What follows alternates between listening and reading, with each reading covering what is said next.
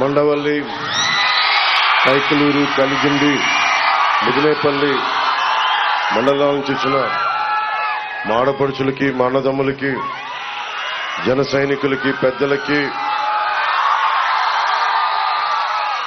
అందరికీ నా కూటమి తరపు నుంచి, జనసేన తరపు నుంచి, వేదిక పైన ఉన్న నాయకుల తరపు నుంచి మీ అందరికీ హృదయపూర్వక నమస్కారం. మనకి కొల్లేరు, కైకలూరు, మన కొల్లేరు సరస్సు చిన్నప్పుడు తెలుగు పాఠాల్లో చదువుకున్నాం. అంటే అంత విశిష్టమైనది. అంటే కొంప కొల్లేరైంది అంటాం. ఏదైనా అంటే వెళ్ళిపోయింది, కొల్లేరులోకి వెళ్ళిపోయింది జీవితం అని. ఈరోజు కొల్లేరే ఇబ్బంది పడే పరిస్థితిలో ఉంది. ఏమని అంటే ఈ రోజున నన్ను అందరూ అడుగుతాను. ఇందాక పీటీఐ ఇంటర్వ్యూ చేస్తా ఉన్నా, మీ ఆబ్జెక్టివ్ ఏంటి, మీ ఉద్దేశం ఏంటి, మీరు ఇక్కడ ఎందుకు వచ్చారు పాలిటిక్స్కి, దశాబ్ద కాలంగా ఓడిపోయినా మీరు ఎందుకు నిలబడి ఉన్నారు అని అడిగితే వాళ్ళకి ఒకటే చెప్పా. మనిషి అనేవాడు ఎవడు కూడా, సగటు మనిషి ఎవరమైనా సరే, నాతో సహా ఎవరైనా కోరుకునేది ఆరోగ్యం బాగుండాలని, తాగడానికి నీళ్లు ఉండాలని, పంట పండించుకోవడానికి సాగునీరు ఉండాలని, బిడ్డల్ని చదివించుకోవాలని, మనకి తలపైన ఒక గూడు ఉండాలని కోరుకుంటాం. ఇవి ఇవ్వటానికి ప్రభుత్వాలు రకరకాల పనులు చేస్తూ ఉంటాయి.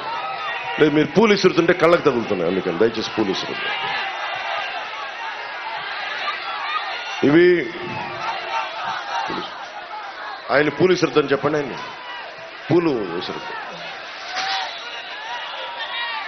ముఖ్యంగా మన కొల్లేరు సమస్యలు ఉన్నాయి. మౌలికంగా మన కొల్లేరు కాంటూర్ సమస్య ఉంది, తాగునీటి సమస్య ఉంది. ఆక్వా రంగాన్ని 50 ఎకరాలు బెదిరించి ఎమ్మెల్యే కొడుకు తీసేసుకున్నాడు అలాంటి ఉన్నాయి. ఆక్వా రంగం ఖర్చులు పెరిగిపోయినాయి. ₹1.50 ఉండే కరెంటు ఖర్చులు ఈ రోజున ₹5 పైగా పట్టుకెళ్ళిపోయాడు.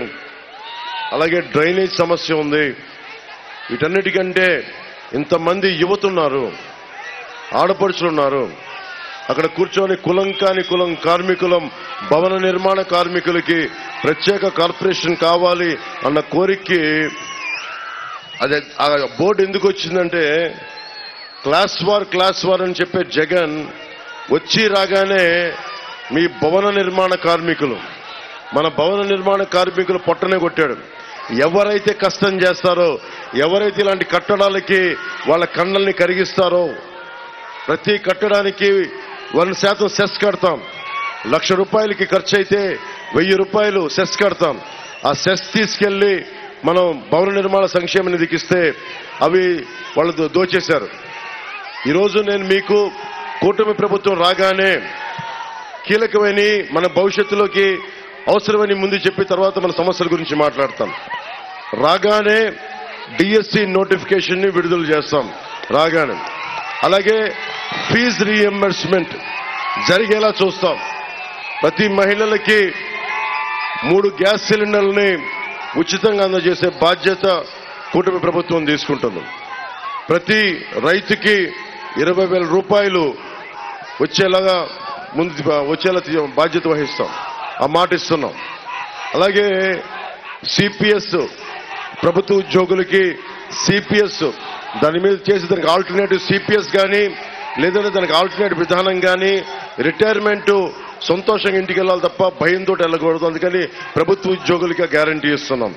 అలాగే నెలకి ప్రభుత్వ ఉద్యోగులందరికీ జీతాలు వచ్చేలాగా, వారి టీఏలు, డిఏలు, సరెండర్ లీవ్స్ అందరికీ వచ్చేలాగా.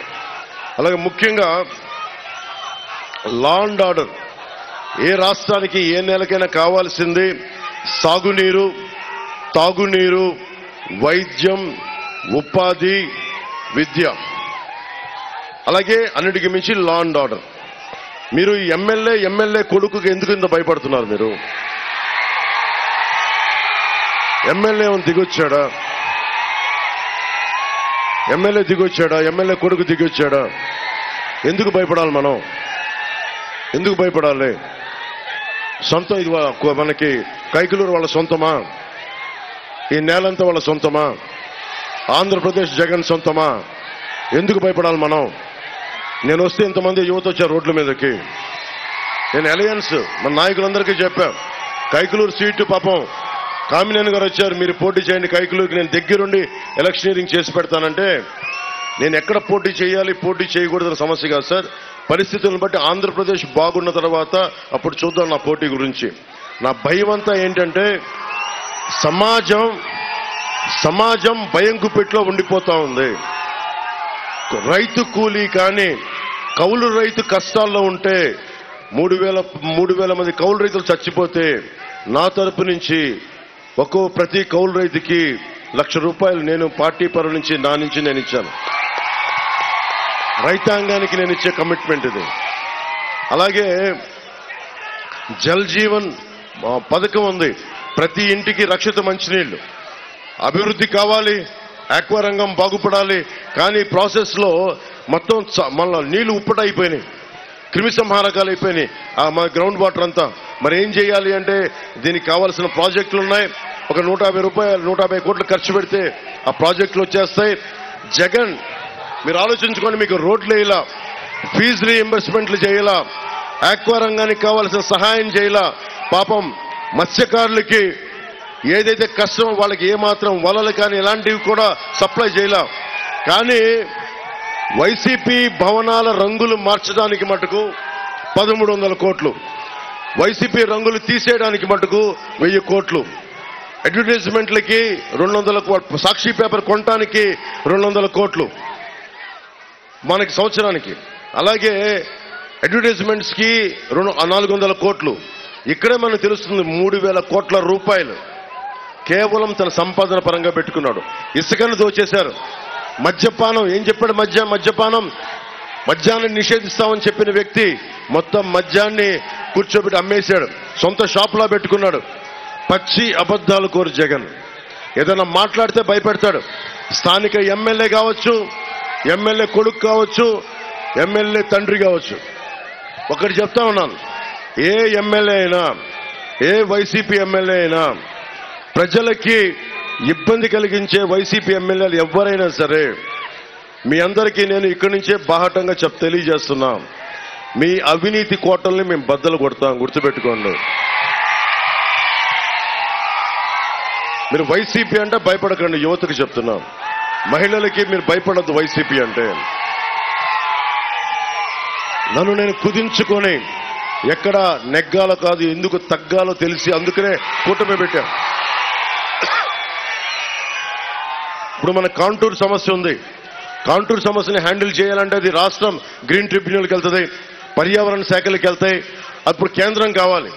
కైకలూరులో ఎందుకు బీజేపీకే మనం ఇచ్చామంటే, దట్టు కామినేని గారికి ఎందుకు ఇచ్చామంటే మృదు స్వభావి, నిలబడతాడు, మాట మాట్లాడితే. ఆరోగ్య శాఖ మంత్రిగా బలంగా చేశాడు. మనకి ఉద్దానం సమస్యని నేను ఒక మాట చెప్తే చంద్రబాబు గారికి నాకు మధ్యలో అనుసంధానంగా ఉండి ఉద్దానం సమస్యని అడ్రస్ చేసిన ఆయన. వీళ్ళందరికీ కూడా నేను ప్రత్యేకించి ఇది కైకలూరు మన కాంటూరు సమస్యని గుర్తుపెట్టుకొని బీజేపీకి బాగుంటుంది అని చెప్పి ప్రత్యేకించి కామినేని గారు ఉండాలి అని చెప్పి కోరుకొని ఆయన అభ్యర్థిగా నిలబెట్టాం. గాజు గ్లాసు కైకలూరులో మన గాజు గ్లాసు గుర్తు లేదు. ముఖ్యంగా జన సైనికులకి, వీర మహిళలకి, జనసేన మద్దతుదారులకి చెప్తా ఉన్నాను. వైఎస్ జగన్ ఏం చేశాడంటే కుతంత్రంగా ఎవరో స్వతంత్ర అభ్యర్థికి గాజు గ్లాస్ గుర్తు కేటాయించారు, మన ఇక్కడ పోటీ చేయట్లేదని. కానీ మనం ఈరోజు కైకలూరులో మన అభ్యర్థి జనసేన, తెలుగుదేశం, భారతీయ జనతా పార్టీ ఉమ్మడి అభ్యర్థిగా మనకి కామినేని శ్రీనివాస్ గారు పోటీ చేస్తా ఉన్నారు. ఏలూరు పార్లమెంట్ అభ్యర్థిగా పుట్ట మహేష్ యాదవ్ గారు పోటీ చేస్తా ఉన్నారు.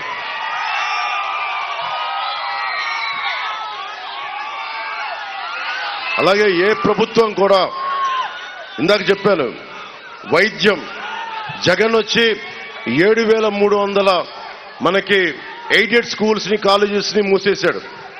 కొత్త స్కూళ్లు తెరవల. 62,000 మంది నుంచి 68,000 బిడ్డలు, 5 ఏళ్ల నుంచి 18 ఏళ్ల బిడ్డలు చనిపోయారు.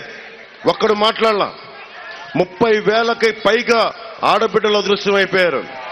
25,000 కిలోలు గంజాయి ఈ రోజున కూర్చో హెరాయిన్ మత్తు మందులు వైజాగ్ పోర్టులో దొరికినాయి. ఎక్కడికెళ్ళు దాదాపు 23 లక్షల మంది యువత గంజాయికి మత్తుకి బానిసలయ్యారు. మిమ్మల్ని అందరినీ మత్తులో పెట్టేస్తా ఉన్నారు. నాకు సరదా కాదు, వచ్చి నేను మిమ్మల్ని మీ గుండెల్లో ధైర్యం నింపడానికి వచ్చాను. నేను రాజకీయాల్లోకి భయపడకండి. భవన నిర్మాణ కార్మికుల కోసం మొట్టమొదటి గళమెత్తింది జనసేన పవన్ కళ్యాణ్. భవన నిర్మాణ కార్మికులకు చెప్తా ఉన్నాను, మీ స్థిరీకరణ మీ నిధులతో పాటు ముఠా కూలీలకు కూడా ప్రత్యేకమైన కార్పొరేషన్ ఏర్పాటు చేస్తాం. అది మీరు చూసే దాంట్లో మేనిఫెస్టోలో ఉంది. అలాగే ఇప్పుడు దాకా దేశంలో ఏ ప్రభుత్వం కూడా చేయలే.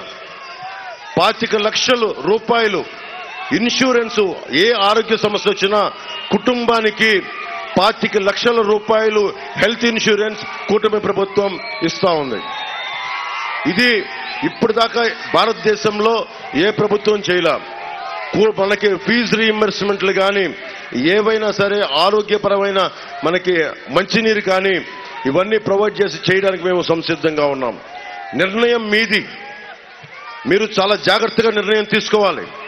ముఖ్యంగా యువతకి చెప్తున్నాను, మీ భవిష్యత్తు మీ చేతుల్లో ఉంది, మా చేతుల్లో లేదు. నా చేతుల్లో ఏముంది? మీ అందరికీ తప్పప్పులు చెప్పగలను. బయటికి వచ్చాను, మనకి కేంద్ర నాయకత్వంతో మాట్లాడాను, భారతీయ జనతా పార్టీ అలయన్స్ ని తీసుకొచ్చాను, తెలుగుదేశంని జనసేనని కలిపాను. శత్రువుని మనలో మనం కొట్లాడుకోకుండా మనందరినీ గ్రామాల నుంచి ఏకం చేశాను. కానీ నిర్ణయం తీసుకోవాల్సింది మీరు అటు ఆలోచించి ఇటు ఆలోచించి మేము వైసీపీ పథకాలు ఈ రోజున మనకి జగన్ ఇవ్వటం కాదు, మనందరి కష్టం. ఒక భవన నిర్మాణ కార్మికుడు కండ కరిగించి ఒక భవన యజమాని నిర్మాణం చేసుకుంటే 1000 రూపాయలు ప్రభుత్వ ఖజానాలోకి వెళ్తాయి. అలాంటి ట్యాక్సులన్నీ కలెక్ట్ చేసి మనకి ఇవ్వాలి. ప్రభుత్వం ధర్మకర్త ముఖ్యమంత్రి అనేవాడు. అక్కడ ఉన్న బ్యాంకులో డబ్బులు పెట్టుకుంటే బ్యాంక్ మేనేజర్ డబ్బులు కాదు. ఓకే, మాకు వడ్డీలు కావాలి. ఎవరికి వడ్డీలు ఇవ్వాలి అంటే, ఎవరికి ఫైనాన్స్ ఇవ్వాలంటే తిరిగి పే చేసేవాడికి ఇవ్వాలి. ప్రభుత్వం చేయాల్సింది అంతే. అంతేగాని జేబులోంచి డబ్బుల్లాగా అందరికీ తీసి మేము వాడుకుంటాం, మా ద్వారంపూడి చంద్రశేఖర్ రెడ్డికి వాడుకుంటాం, మా మిథున్ రెడ్డి గారికి వాడుకుంటాం, మా పెద్దిరెడ్డి గారికి వాడుకుంటాం. అటవీ శాఖ మంత్రి పెద్దిరెడ్డి గారు రాష్ట్రానికి ఒక్కసారన్నా వచ్చి మన కొల్లేరు వైపు చూశారా? వచ్చి మాట్లాడారా? ఒరిస్సాలో ఉన్న బర్డ్ శాంక్చురీ లాగా ఎందుకు చేయలా? ఎందుకు పర్యాటక రంగం మనకి ఎందుకు ముందుకు తీసుకెళ్ళా? పర్యాటక రంగం వస్తే బోళ్ళంత డబ్బులు వస్తాయి కదా మనకి. బోట్లు, షికార్లు, బిల్డింగ్లు అన్ని కూర్చోబెట్టంటే స్థానిక యువతకు ఉపాధి అవకాశాలు కలుగుతాయి కదా, ఎందుకు చేయలా? ఎర్రచందనం కొట్టుకుంటా బిజీగా ఉన్నప్పుడు మన కొల్లేరు గురించి ఆలోచించే సమయం వాళ్ళకి ఎక్కడ ఉంటుంది? ఇవన్నీ మీరు ఆలోచించుకోండి. మీ భవిష్యత్తు కోసం వచ్చా. ఇంకొకసారి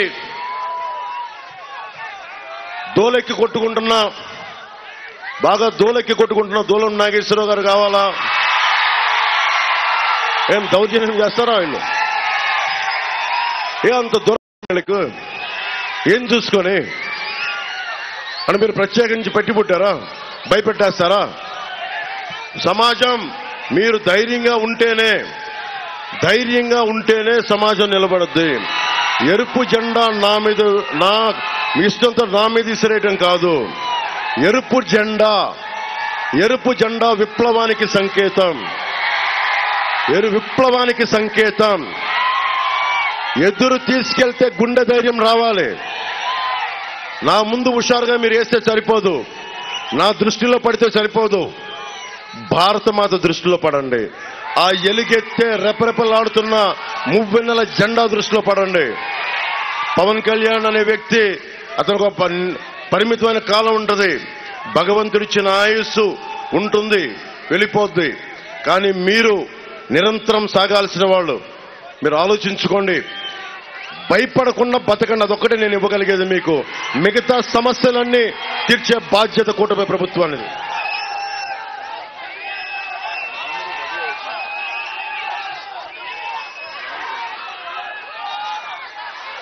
మన నియోజకవర్గానికి సంబంధించి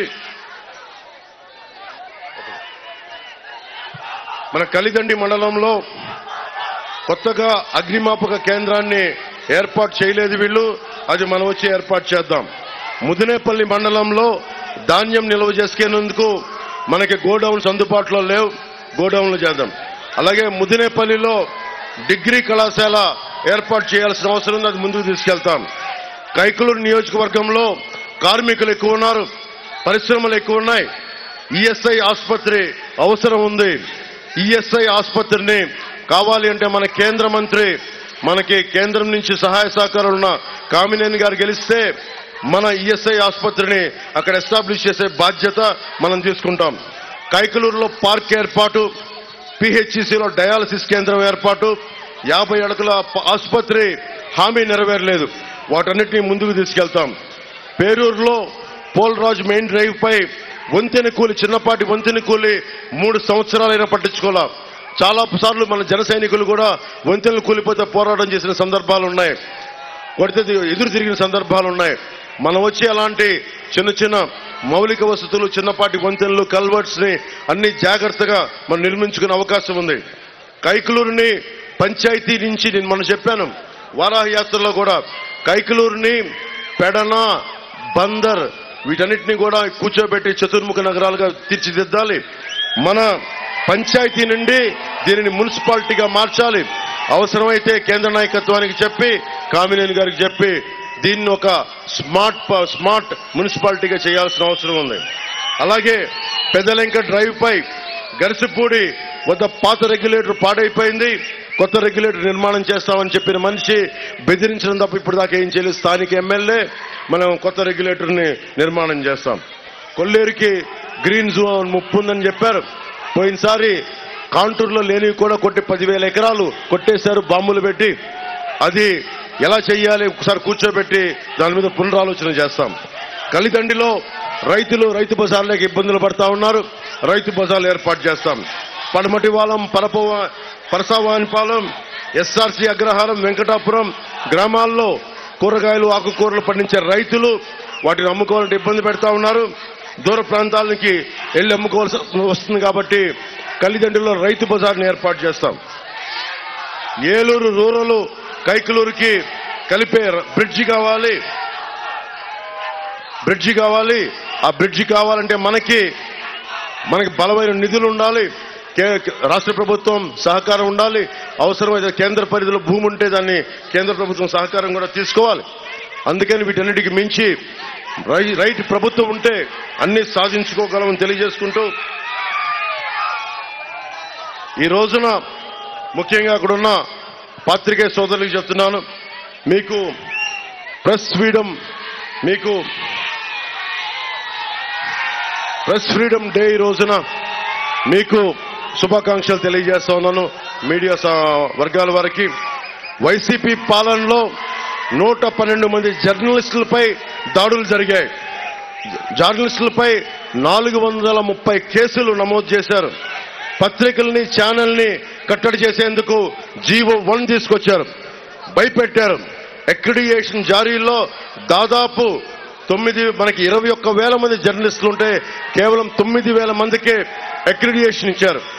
అలాంటి జర్నలిస్టులందరికీ మేము మీకు కావాల్సిన న్యాయం జరిగేలా భద్రత కల్పిస్తామని తెలియజేసుకుంటూ, ఈ వేదిక పైన శ్రీ కామినేని శ్రీనివాస్ గారు భారతీయ జనతా పార్టీ కమలం గుర్తు మీద పోటీ చేస్తున్నారు. వారికి మీరు భారీ మెజారిటీ తోటి గెలిపించవలసిందిగా కోరుకుంటున్నాం. అలాగే పుట్టా మహేష్ గారిని మనకి సైకిల్ గుర్తు మీద తెలుగుదేశం పార్టీ సైకిల్ గుర్తు మీద పోటీ చేస్తున్నారు అని భారీ మెజారిటీతో గెలిపించండి. ఆఖరి మాటగా ముఖ్యంగా ఇక్కడున్న ఆస్తిపాస్తులు, చిన్నపాటి భూపట్టాలు ఇచ్చారు, పట్టాలిచ్చి స్థలాలు చూపించలా. పోనీ పట్టాలు అక్కడ మనకి భూములు ఇల్లు కట్టుకోనని చెప్పి వాటి గ్యారంటీలు ఇవ్వాల. ఈ రోజున జగన్ చేస్తుంది ల్యాండ్ టైటిలింగ్ యాక్ట్ అని పట్టుకొచ్చాడు. అది ల్యాండ్ టైటిలింగ్ యాక్ట్ కాదు, అది జగన్ ల్యాండ్ గ్రాబింగ్ యాక్ట్. అది ఇక్కడ భూమి ఉంది, ఇల్లున్నాయి, ఆ కనిపించే చిన్న గుడిసె ఉంది, ఆ మూలంలో చిన్న పెంకుటిల్లు ఉంది, 1 ఎకరం పొలం ఉంది, 1/2 ఎకరం ఆక్వా చెరువు ఉంది, 4 ఎకరాల కూర్చోబెట్టే సాగు భూమి ఉంది. ముందు ఏం చేశాడు? పాస్ పుస్తకాల మీద బొమ్మ వేశాడు. తర్వాత ఏం చేశాడు? సరిహద్దుల రాయి మీద తన ముఖం పెట్టుకుని సరిహద్దుల రాయి మీద తన ముఖం పెట్టుకున్నాడు. ఇప్పుడు ఏం చేస్తున్నాడు? రేపు పొద్దున ఆస్తి పత్రాలు ఇవ్వడంట, మన ముఖాన్ని ఒక జిరాక్స్ కాపీ కొడతాడంట. మీరు ఇక్కడ ఉన్నారమ్మా, మీరు ఇంతమంది ఉన్నారు, మీ చెల్లెలికి పెళ్లి చేయాలి, మీ అక్కలకి ఆడబిడ్డ, మీ ఆడబిడ్డల్ని బయటికి పంపించాలి, కట్నాలు ఇవ్వాలి అంటే మీరు పెళ్లి చేసుకునే వాళ్ళు, ఆడబిడ్డను పెళ్లి చేసి అత్తగారింటికి పంపించేవాళ్ళు మీకు ఒరిజినల్ స్టాంప్ పేపర్ ఇస్తే తీసుకుంటారా, లేదంటే జిరాక్స్ పేపర్ ఇస్తే పెళ్లిళ్ళు జరుగుతాయా? ఏది ఒప్పుకుంటారు? మీకైనా కష్టం వచ్చింది, వెళ్ళి ఒక ఫైనాన్స్ వడ్డీ వ్యాపారి దగ్గరికి వెళ్ళి నా ఆస్తి పత్రాలు ఇవి అని జిరాక్స్ ఇస్తే తీసుకుంటాడా? బ్యాంకుల్లోకి వెళ్ళి నా జిరాక్స్ పెడతాను నాకు ఇవ్వంటే తీసుకుంటాడా? ఒక ఆధార్ కార్డు రావడానికే దేశంలో దశాబ్దం పాటు వాదోపవాదాలు జరిగినాయి. దశాబ్దం పాటు. అలాంటిది land titling act, land grabbing act ఇది. మీ భూముల్ని దోచేసే చట్టం ఇది. నీ సొంతదారుల హక్కుని తీసేసే చట్టం ఇది. దాని గురించి ఒక్క మాట మాట్లాడాల. మన ఏం అసెంబ్లీ దేనికి ఉంది? కూర్చొని చెమ్మాచెక్క ఆడుకోవడానికి మన అసెంబ్లీకి వెళ్ళేది. అడ్డం వస్తే బూతులు తిట్టడానికి అసెంబ్లీ ఉన్నది. దేనికి ఉంది అసెంబ్లీ? దేనికి ఉండాలి అసెంబ్లీ? ప్రత్యర్థి పార్టీలు దేనికి ఉంటాయి? ప్రత్యర్థి పార్టీలు ఉన్నది ఒక చట్టం తీసుకొస్తున్నప్పుడు చట్టంలో తాలూకు లోపాలు, నష్టాలు, లాభాలు చర్చించడానికి. 30కి తక్కువగా ఉన్న టీడీపీని నువ్వు మాట్లాడితే వాళ్ళ ఇంట్లో ఆడవాళ్ళని తిట్టి అసెంబ్లీ నుంచి బయటికి పంపించేశావు. చర్చలు లేవు, వాదోపవాదాలు లేవు. ఎలా చేస్తాం? ప్రధానమంత్రి గారు కూడా ఫార్మర్స్ యాక్ట్ పట్టుకొస్తే, రైతు చట్టం పట్టుకొస్తే మంచి చట్టం అది. ఎక్కడున్నా సరే దేశంలో ఏ మూల రైతు ఉన్నా ఆ రైతు తన సంపదను ఎక్కడికైనా అమ్ముకోగలిగే చట్టం అది. కొంతమంది రైతాంగానికి నచ్చల, అందరూ వచ్చి రోడ్ల మీద ప్రొటెస్ట్ చేశారు. మోడీ గారు లాంటి బలమైన నాయకులు చట్టాన్ని వెనక్కి తీసుకున్నారు.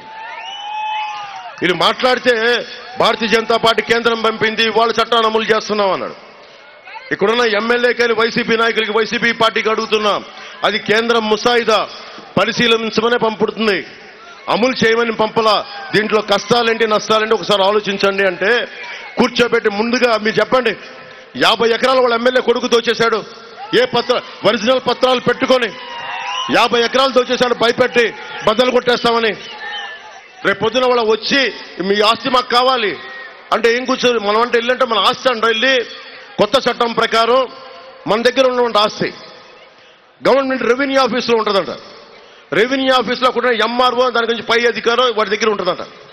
ఆ వ్యక్తి దగ్గర ఉంటే మనం వెళ్ళి ఆ ఆస్తి నాదని ప్రూవ్ చేసుకోవాలంట 90 రోజుల్లో. మళ్ళీ నాదని ప్రూవ్ చేసుకోకపోతే ఎవడో పట్టుకెళ్ళిపోతాడు. ఇక్కడుండే స్థానిక ఎమ్మెల్యే, దోలెక్కిన ఎమ్మెల్యే లాంటి ఎలా పట్టుకెళ్ళిపోతాడు. కోర్టులకు వెళ్ళడానికి లేదు. పోలీస్ స్టేషన్కి వెళ్తే కోర్టు రిజిస్టర్ చేసుకోవాలంట.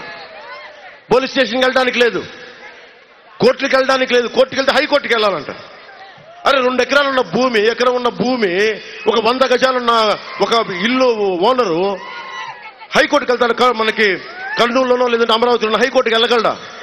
ఇదంతా ఇక్కడ కూర్చొని రెవెన్యూ ఆఫీసులో సెటిల్ చేస్తారంట. రెవెన్యూ ఆఫీసులో ప్రభుత్వం కదా ఉండేది. ప్రభుత్వం తాలూకు వ్యక్తులు కూర్చుంటే ఎంతసేపు మన ఆస్తులను కబ్జా పెట్టడానికి. సో అందుకని జాగ్రత్త. మీరు కనుక వైసీపీకి ఓటేస్తే గాల్లో పెట్టిన దీపమే మీ ఆస్తులు, గాల్లో పెట్టిన దీపం. వైసీపీ మద్దతుదారులు కూడా చెప్తా ఉన్నా, మీరు కనుక దోల నాగేశ్వరరావు గారికి ఓటేస్తే మీకు గాల్లో పెట్టిన దీపమే అవుతాయి మీ ఆస్తులు.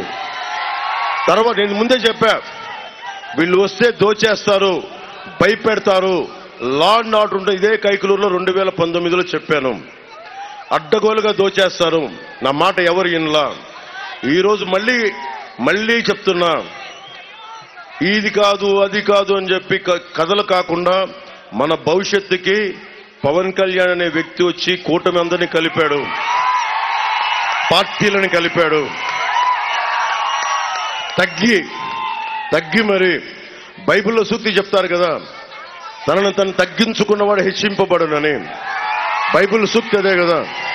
ఎందుకు తగ్గించుకుంటాం? నాకేమైనా ఆస్తి కావాలా, పేరు కావాలా? ఎందుకంటే మీకు బాగుండాలని, మీ భవిష్యత్తు బాగుండాలని. అందుకని ప్రత్యేకించి మీ అందరికీ ధన్యవాదాలు తెలుపుకుంటూ జాగ్రత్తగా ఓటు వేయండి. భవన నిర్మాణ కార్మికులు కూడా చెప్తా ఉన్నాను, నేను అది ఆల్రెడీ ఉంది. అది ఆ కార్పొరేషన్ ఖచ్చితంగా దాన్ని దృష్టిలో పెట్టుకున్నాం. ఒకసారి మేనిఫెస్టో కూడా చదవండి మీరందరూ, అన్నీ ఉన్నాయి. మేనిఫెస్టోలో ఏమీ లేకుండానే భవన నిర్మాణ కార్మికులు నాకు ఓటేయకుండానే నేను మీకోసం వచ్చినవాడిని. ఈరోజు మీరు ఓటేస్తే రక్తం ధారబోయినా మీకోసం, రక్తం ధారబోయినా.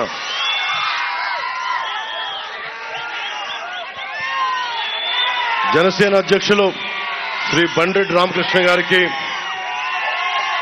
కమిలి విఠల్ గారికి, బట్టు లీలా కనకదుర్గ గారికి, కొల్లి వరప్రసాద్ గారికి, నల్లగోపుల చలపతి గారికి,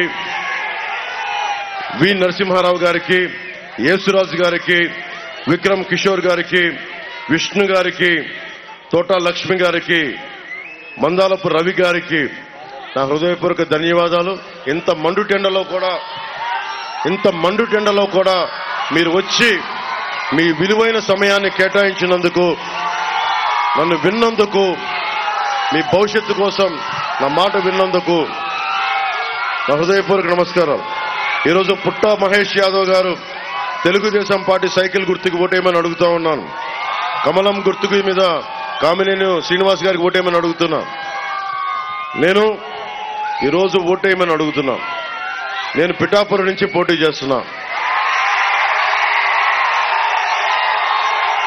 నేను మీకు ఇదే మాటిస్తున్నా.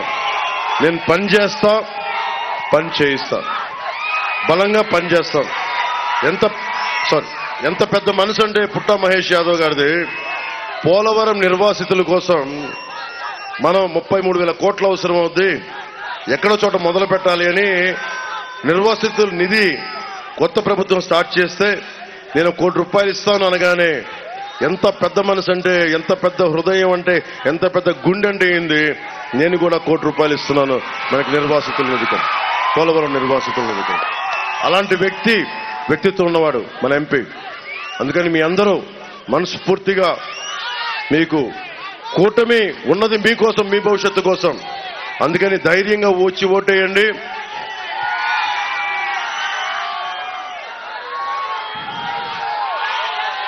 ఏమంటాడు జగన్ మాట్లాడితే? సిద్ధం అంటాడు. ఇలా చూస్తుంటాడు, సిద్ధం. ఒక ముఖ్యమంత్రి నమస్కారం పెట్టాలి. ఇట్లా ముఖ్యమంత్రి ఏం చేయాలి? నేను మీకు బాగా చేశాను, 2 చేతులు ఎత్తి నమస్కారం పెట్టాలి. నాయకుడు ఎవడైనా సరే 2 చేతులెత్తి నమస్కారం పెట్టి ఓట్లు అడగాలి. కానీ నువ్వు నాకు ఓటేస్తావా లేదా చంపేనా, నువ్వు ఓటేస్తావా లేదా నేను నీ కబ్జా పెట్టనా, నువ్వు ఓటేస్తావా లేదా నీ అక్రిడిటేషన్ తీసేయనా, నువ్వు ఓటేస్తావా లేదా నేను భయపెట్టనా, నువ్వు ఓటేస్తావా లేదా నీ కూర్చోబెట్టి నీ పథకం తీసేయనా, ఇది దీని అర్థం. జగన్ ఇలా అంటే ఎవడు భయపడ్డు. మేము ఇలా చూపిస్తాం. కూటమి గుర్తుది. నువ్వు ఇలా అంటే మేము ఇలా అంటాం. ఇదేనికి కూటమి గుర్తుతో ఇక్కడ నల్ల బొట్టు పొడిపించుకొని చూపిస్తాం. బద్దలు కొడుతున్న నీ అవినీతి కోటలను గుర్తుపెట్టుకో. మీ అందరికీ మీ భవిష్యత్తుకి కూటమి హామీని తెలియజేసుకుంటూ మీ అందరికీ ధన్యవాదాలు తెలుపుకుంటూ, భారీ విజయంతో కూటమి ప్రభుత్వం ఏర్పాటు చేశాక స్వయంగా నేను కూడా కూర్చొని మన కైకలూరు సమస్యల్ని నేను కూడా సమీక్షిస్తానని తెలియజేసుకుంటూ సెలవు తీసుకున్నాను. జై టీడీపీ, జై బీజేపీ, జై జనసేన, జై హింద్.